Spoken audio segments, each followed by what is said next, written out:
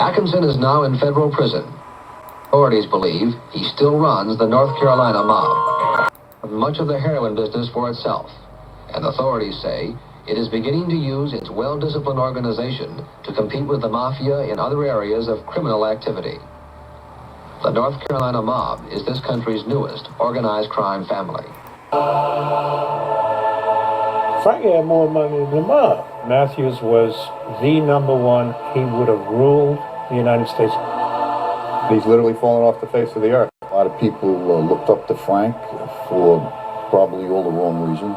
In my opinion, Frank Matthews was a much larger drug dealer than Frank Lucas.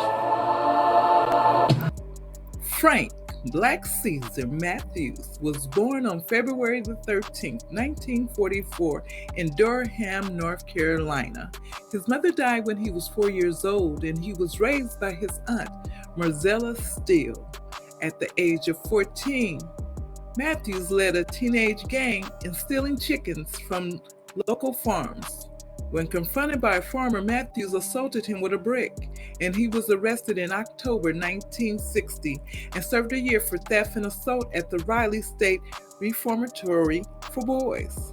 Upon his release, Matthews moved to Philadelphia, Pennsylvania, where he worked as a numbers writer. He made contacts that will become his future Philadelphia drug connections, including Mayor Coxon. For 20 years, beginning in the late 1960s, the infamous Black Mafia was involved in extortion, murder, drug trafficking, and embezzlement in the predominantly African-American sections of Philadelphia. Matthews was arrested in 1963 and avoided conviction by agreeing to leave Philadelphia. Matthews moved to Brooklyn, New York, and became a barber, collecting numbers as he had in Philadelphia, as well as working as a loan shark and enforcer. In 1965, Matthews grew tired of the numbers game, and in order to make more money, he transitioned into the heroin trade. During this period, the main supply of wholesale heroin came from Leslie Ike Atkinson, aka Sergeant Smack. Once things ran out with Ike, he transitioned over to the French Connection. Matthews attempted to partner with the Gambino and the Panino crime families, but both organizations declined. Matthews then approached a criminal acquaintance named Spanish Raymond Marquez, a prolific Harlem numbers operator, who put him in contact with Cuban mafia boss Rolando Gonzalez Nunez, a major cocaine supplier.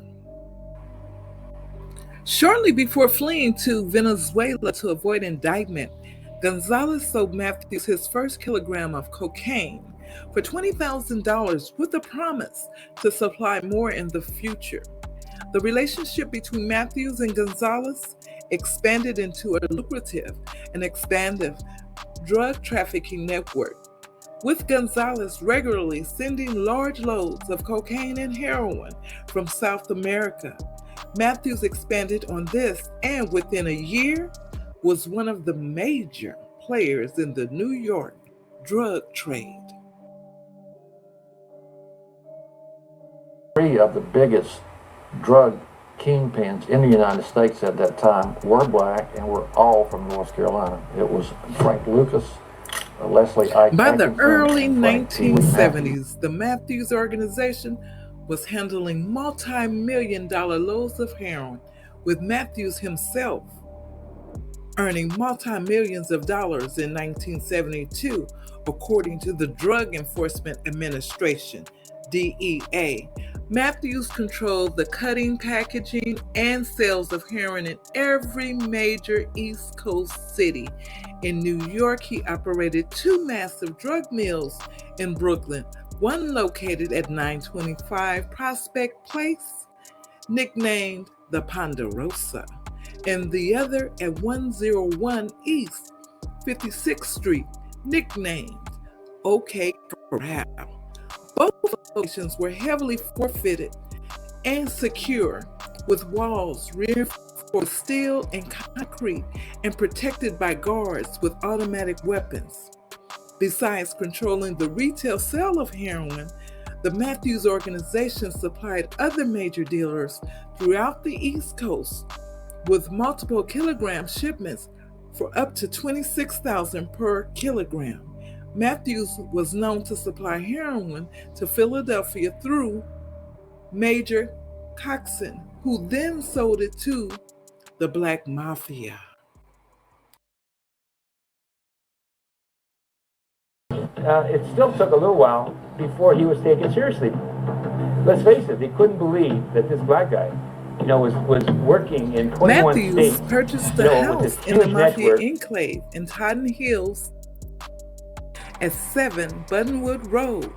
His neighbors were the Mafia Gambino family bosses who lived right across the street and down the street. Matthews would take multiple trips to Las Vegas with suitcases full of cash to have his drug money laundered at casinos for a fee of 15 to 18%. Now, with that being said, rumor has it that Carlo Gambino told Paul Castellano to snitch on Frank Matthews to the FBI. They weren't happy with a black man living in their neighborhood. In 1971, Matthews invited major African American and Hispanic drug traffickers throughout the country to attend a meeting in Atlanta, Georgia, to discuss many of importing heroin without mafia involvement. The DEA became aware of the meeting and monitored who attended. Those present decided to build stronger independent relationships with the Cuban mafia. In addition, they agreed to diversity, their products to include cocaine, which was becoming available in massive quantities. The Atlanta meeting was significant because it underscored the changing nature of the drug business. Whereas previously the American mafia controlled the importing and wholesaling of narcotics, therefore controlling who could and could not advance past them. Now others were establishing pipelines. Before, the mafia asserted behind the scenes control of the business while African Americans sold and used the drugs in their cities. Now the black dealers established connections and locked control of their neighborhoods. This later evolved to include not just black people controlling the business, but also local black gangs, eliminating out-of-town black suppliers trying to control their neighborhoods from a distance. Miami, Baltimore, Philadelphia, and Atlanta, similar information was coming back. Some guy named Matthews was behind the local organizations in those cities. And he had been identified as one of the largest, if not the largest, heroin trafficker in the United States. There's been a lot of recent movies on Lucas being the king of drugs. That's not true. And Matthews was the #1 heroin pioneer. Nicky Bonds and all them, it wasn't nothing. He couldn't touch Frank. I don't know why they built him up like that. Nicky Bonds was supplying New York. Frank was supplying about 25 states. Had he not been, his wings not been clipped in '72, he would have ruled the United States. In my opinion, Frank Matthews' clash with the Frank. Philadelphia Black Mafia resulted into bloodshed on Easter Sunday, 1970. Tyrone Mr. Millionaire Palmer, Matthews' main dealer in Philadelphia, was killed in a gunfight at a Atlanta City nightclub. Many innocent bystanders were shot during the gunfight, with 5 people killed and 26 injured. No one was prosecuted for the crime, and none of the 799 potential witnesses came forward. 3 of Matthews' 2 lieutenants were also murdered by the Black Mafia. Later in 1972, Matthews held another summit in Las Vegas at the Sands Hotel during the Muhammad Ali versus Jerry Quarry boxing rematch. Soon afterwards, police received authority to tap Matthews' phone line, resulting in recordings of Matthews discussing drug transactions. Also, Matthews' neighbor in his apartment building was a New York police officer and had been collecting data such as license plates and car information and turning it in to the DEA. In December 1972, Matthews was indicted by federal prosecutors in Brooklyn for attempting to sell 40 pounds of cocaine in Miami, Florida, between April and September 1972. In January 1973, the DEA arrested Matthews at McCarran International Airport in Las Vegas ahead of a planned trip to Los Angeles with his girlfriend on charges of tax evasion and conspiracy to distribute heroin and cocaine. A federal judge originally set bail at $5 million, the highest bail amount ever set at the time. Bail was reduced to $2.5 million when Matthews agreed to not fight extradition to New York. After a few weeks in detention in New York, Matthews' bail was further reduced to $325,000.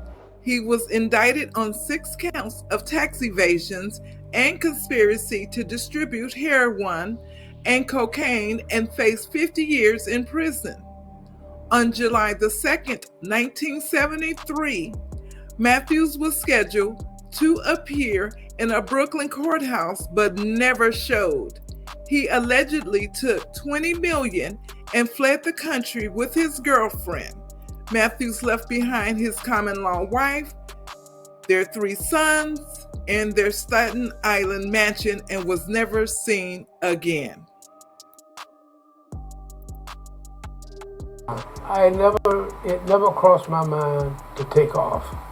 I always felt that one of my lawyers would get me out of this. And John,